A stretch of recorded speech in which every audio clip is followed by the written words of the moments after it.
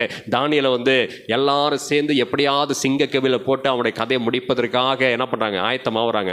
ஆயத்தமாகும் பொழுது தானியேல் ஜெபிக்காம இருந்திருக்க, ஆண்டவரே என் பேர்ல ஒரு பெரிய பொய் கேஸ் போட்டாங்கப்பா, என்னை என்ன பண்ண போறாங்க, கொண்டு போய் சிங்கக்கவில போட போறாங்கன்னு சொல்லி அவன் ஜெபிக்காமல் இருந்திருக்க மாட்டான்.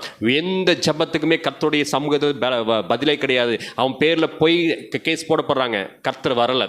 அவனை கைகால கட்டுறாங்க, கர்த்தர் வரல. அவனை கொண்டு போய் சிங்கக்கவில போடுற வரைக்குமே கர்த்தருடைய உதவி இல்லை. ஆனா உள்ளேயும் விழுந்தாச்சு.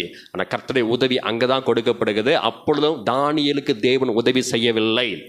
சிங்களுடைய வாயை கட்டி யார் எதிராக இருக்கிறாங்களோ அவங்களுடைய நிலையில அந்த சிங்கங்களுடைய வாயை கட்டி போட்டார். பாருங்க, கடைசி வரைக்குமே தானியேல் விடுவிக்கப்படலை. கடைசி வரைக்குமே தானியேலுடைய ஜெபத்திற்கு பதில் வரவே இல்லை. கர்த்தர் அமைதியாகவே இருக்கிறார். ஆனா ஒரு இடத்துல அவன் ஜெபிக்க தொடங்கின உடனே பதில் கொடுக்கப்பட்டது. மேலிருந்து அவன் ஜெபிப்பதற்காக முட்டி போடுறான். ஒரு ஃப்ராக்ஷன் ஆஃப் செகண்ட்லேருந்து மேலிருந்து பதில் வருது. ஆனால் இந்த விஷயத்தில் கடைசி வரலுமாக கர்த்தருடைய பதில் தானியேலுக்கு கொடுக்கப்படவே இல்லை.